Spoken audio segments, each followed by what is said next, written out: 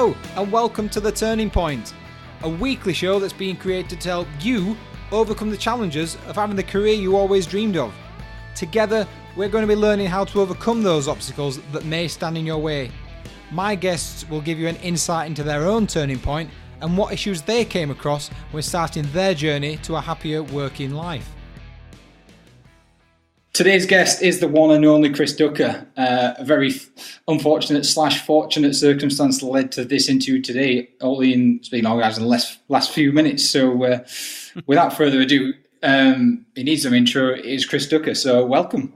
Thank you very much, mate. It's good to be here. And I'm so glad that you were the first to respond to my Facebook post mentioning I'd been who stands people up nowadays for podcast interviews? Who does that anymore? It's crazy. Tell me about it. Yeah. But the good news is it's opened the door for you and I to talk, and I'm all about that, so that's good. It has indeed. So, without further ado, like we mentioned, and we're talking about the turning point of people's lives. So, you've not been this person that you are all of your life, nope. And there was a defining point on a flight home from business trip, wasn't there, where you decided to go your own? Yes. So, if we could talk about what you did before then, and then what led to that decision, I guess. Sure, yeah. Well, look, my background obviously is, it's UK-based, London. I was in the publishing game for a long, long time. In fact, actually, I was in the publishing game pretty much my entire career in the UK, but not in editorial. I was in sales and advertising and event organizing and all that sort of stuff. And 2000, after 8-9 years in the industry, I was offered a job over here in the Philippines, and accepted it, came over, worked for one of the international banks for 2 years, end of contract, wanted to carry on, but they didn't want to carry on giving me more money. So I broke away and got involved in the infomercial business. So imagine sort of, the 2 a.m., QVC type stuff, but wait, there's more and all that kind of stuff. That was me for a few years. And the defining moment for me was actually working for an extremely successful guy, like super duper successful guy based out of Miami in Florida. And I was working with him for a couple of years, doing all of his international sales distribution. I would do the odd voiceover for him. I would help with script writing and pretty much helping him across the board with pretty much everything in his business. And I was in Miami for an entire month as we shot the latest infomercial, and we did a couple of other things as well. And I just realized that trip I was done. I was done working for him. I was done working for other people. It was time for me to be in control of my own business destiny, plain simple. So what was it particularly working for him that made you take that decision? It sounds like it was quite a profound thing. Yeah, well, he was a super nice guy. And I mean with the greatest amount of respect, he was a very, very nice guy to be around. Very professional guy, extremely successful, like crazy, crazy successful. I learned lots and lots and lots from him in regards to how to run a business and honestly, how to not run a business as well. Because the one big issue that he had was that he ultimately was the worst micromanager that I've ever come across in my life, period. And that was something you thought, yeah.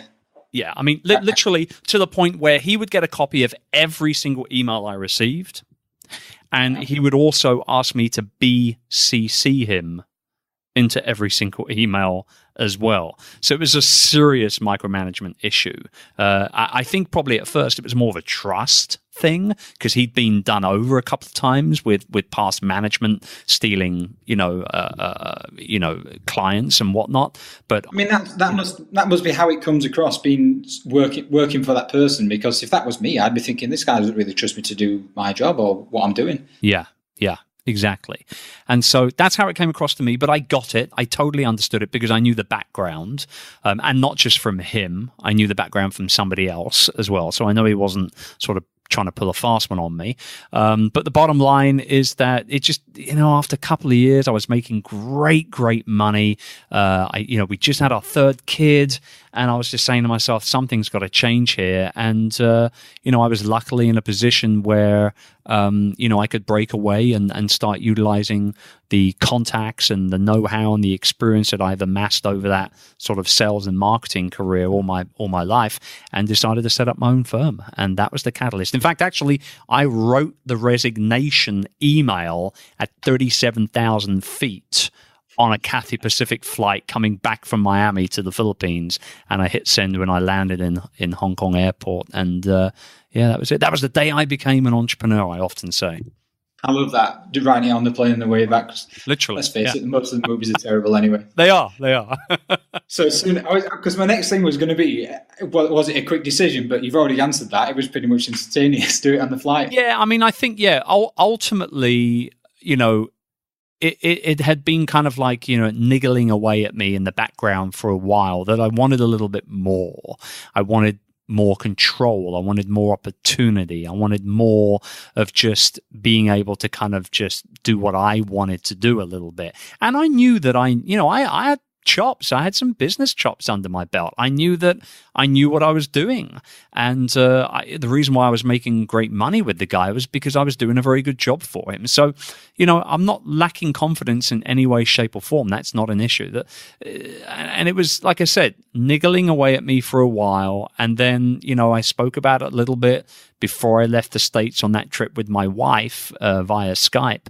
And she basically just turned around and said, whatever you want to do, I'll back you up 120% of the way.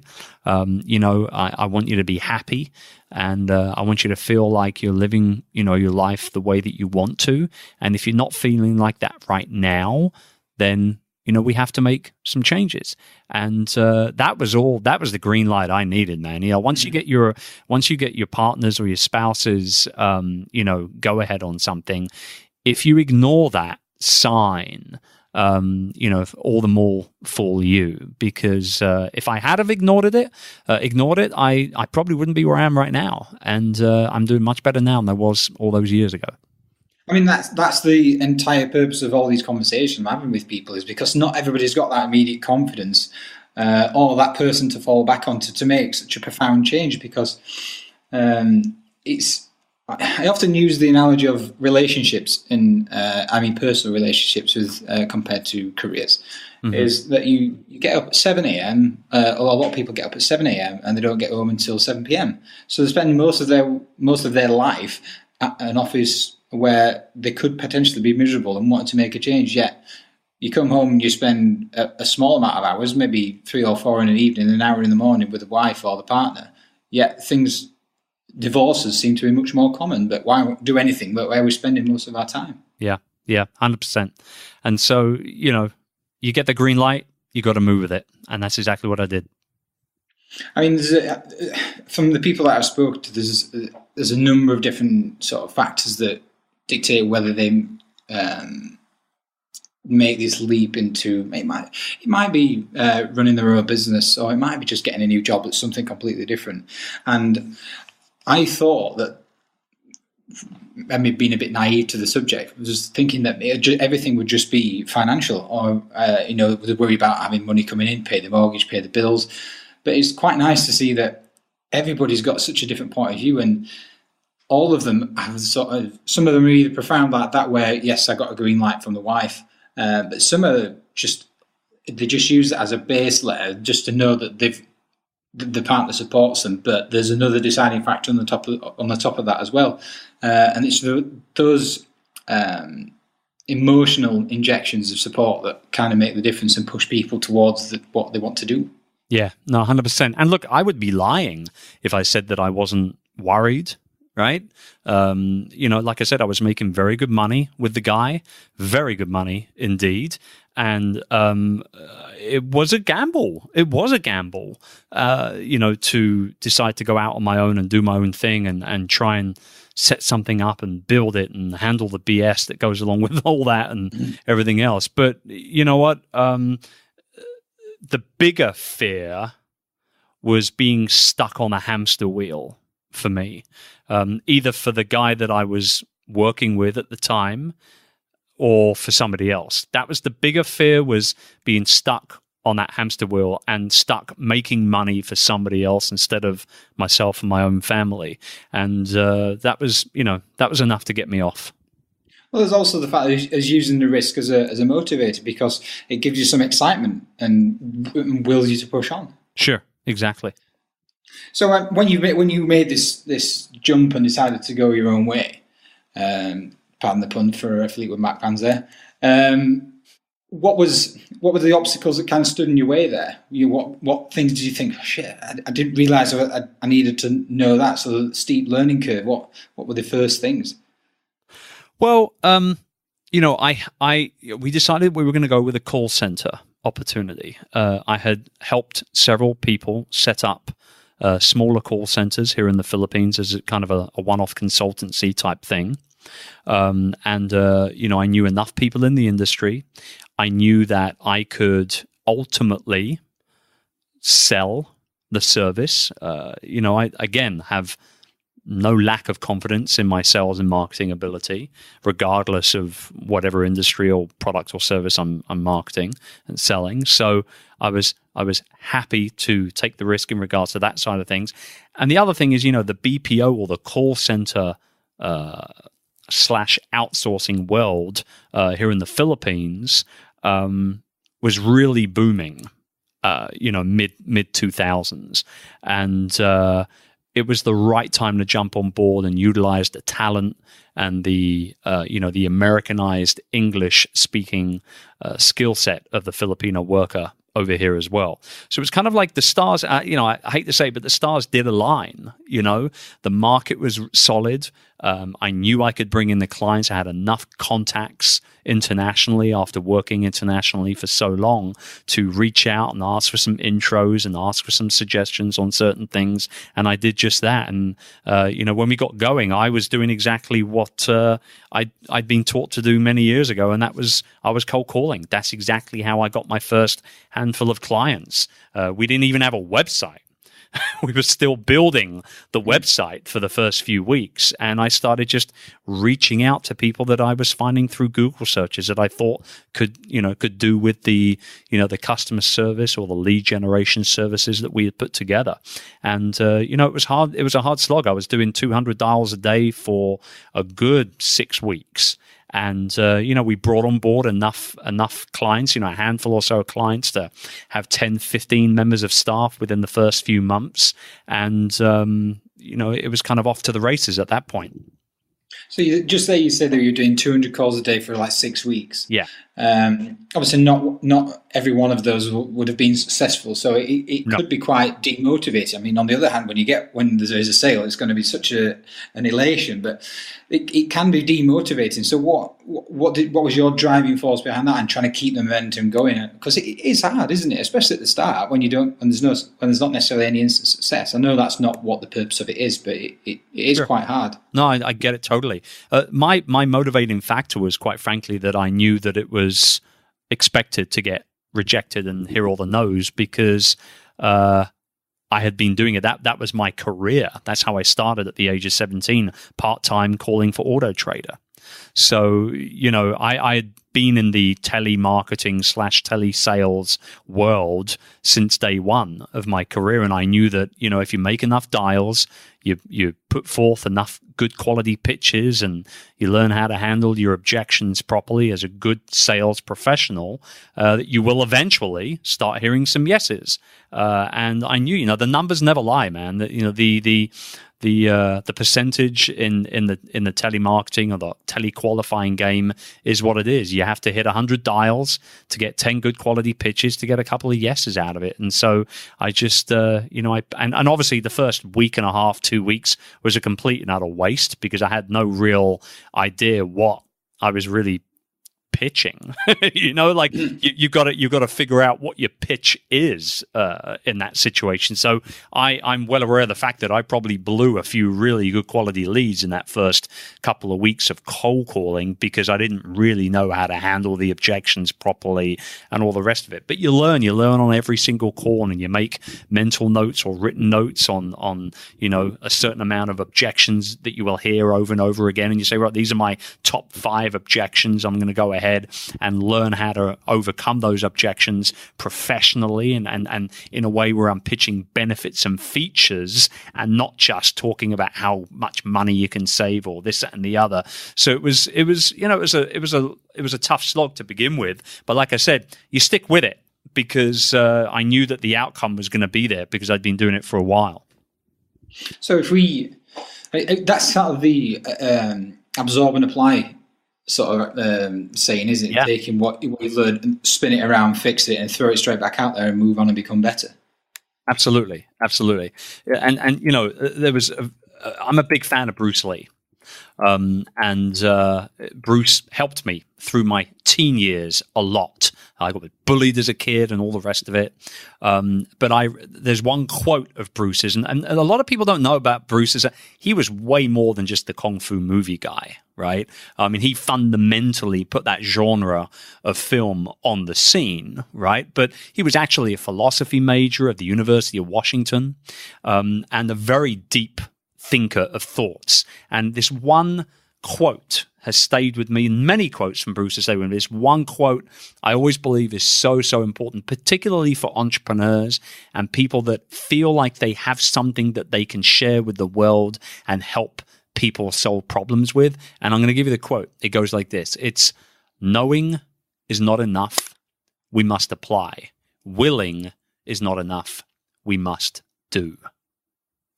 And it's so profound to me to be able to think of those words as and when I feel like, I'm kind of dragging my heels a little bit. And back when we started the business, knowing is not enough. Knowing how to do this is not enough. I must apply. And willing to do it is not enough either. I must do it. And that's why I hit the phones like crazy. And we launched a business in probably the most traditional way you can think of. For a call center, we cold called for business. It was that simple. It's very meta if you think about it. So if we kind of fast forward a little bit, because from following you on the social channels, I know a bit more of the story about you, which some of the listeners will, but for those that don't, so let's just sort of hit some key points in where you're up to now and what you've done along the way. Because I know there's a quite a significant point where you had a bit of a bad time, didn't you, with the business personally? Yeah. No, I mean, I was I was very much your traditional workaholic, A-type entrepreneur. We launched a business, and a few years after, I'd been doing 15 odd hours a day, pretty much 7 days a week for a few years, trying to grow the business. And we were successful. We were doing well. We had 130, 140 people working through to the end of 2009, 7-figure business. And some good growth. Some good growth. Great growth. I mean, I don't believe that luck plays much of a part in business. I believe that we grew the business because I chased it down, plain simple. I chased the business down, and I worked hard to get that business up to the point where it was in, just a few years. But the direct result of that was that I fundamentally put myself into the floor. And in late 2009, I hit burnout in a big way. And we're talking hospital, antidepressants, weight loss, the whole kit and caboodle. And that was the catalyst for me now to focus on how I was going to carry on building my business moving forward. And so in January 2010, I launched a blog, which was virtualbusinesslifestyle.com. And with that blog, I launched a mission to become a full-time virtual CEO by the end of 2010. And every week I would write about what I was doing to remove myself from my business a little bit more. I talk about the challenges, talk about the highs and the lows. And man, by the end of 2010, not only had I achieved the goal, but had also gotten myself about 5,000 pretty loyal email subscribers for my blog. I'd started a podcast. I was interviewing other people in the online business world, and I really started to utilize the internet properly for growing my own business. And it kind of just all grew from there, and henceforth opened up the doors to the online business career and the personal brand and the publishing deal and everything that went with it. And I guess you never looked back. Well, yeah. I mean, I try to. It's funny, some people say, "No, I've never looked back." You know what? I try and look back. I think that being acutely aware of what you did back when you hit burnout, or back when you hit that goal, or back when you closed that great deal, or when you lost that big client. What did you do? What were all the things that you did? I try and look back as much as I can. Sometimes the world moves at a very fast pace, particularly online, so it is becoming a little harder to look back nowadays. But I still try and do it on a regular basis. I think it's a profound way of truly appreciating what you've got. And as people can see on your social channels, you're very much a family man and a very big team player with the staff members as well, and especially in the call centre, because I always see the photos where you're hanging about with them and things like that. So it's obviously important to you that you have the core team and you treat them well so that they treat you well. Yeah, I mean, I've got now, we're up to about 480 people full time. I only work, with about 25 of those people closely. The rest of them, in fact, the large majority of them, I don't even know their names, quite frankly, because I have genuinely removed myself from the business. I'm only in the facility once a month or so for a couple of hours worth of meetings. But my management team, like you say, my core employees, my core management, are very tight with me. We put a real emphasis and a genuine premium on the importance of company culture. We're all about spending as much time together as we can. And, for me, it's important for me to lead my team. I've always said I'm not the best manager, right? I'll be the first to admit that. I'm an entrepreneur. I'm not a manager. I like to solve problems and I like to create stuff, right? There's a nice technical word for you, right?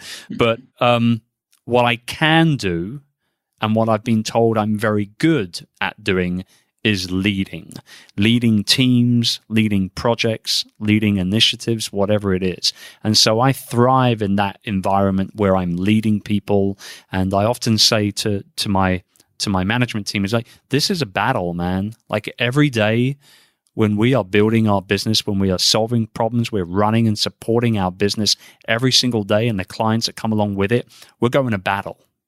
And my role is to lead you into battle every day, whether I'm doing it physically in front of you or I'm doing it virtually on the other side of the world. My role as your leader is to do just that. So you must rely upon me, but you must, without a doubt, have unwavering confidence in me as your leader. If you do, I will very rarely lead you in the wrong direction. Mm-hmm. And I'm lucky to have that respect and that confidence with my team, and they get it right back from me as well.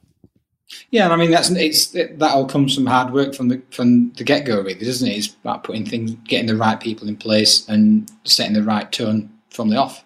Yeah, absolutely. So just I know we're running out of time, so coming back to the sales thing. So I'm a big believer in that. People buy people and they don't buy the service as such. It's particularly in our industry, because as an Axel Studio, anybody can get a website built for a couple of £100. But if they want something doing correctly, they don't actually buy the website design or the build. They actually buy the knowledge of the people behind that, so they get the best outcome possible. And I know you're a big purveyor of sort of self-brand and showing off experience, things like that. So how do you, I know that's sort of the forefront of what you're doing at the minute, but how did you sort of get that off the ground?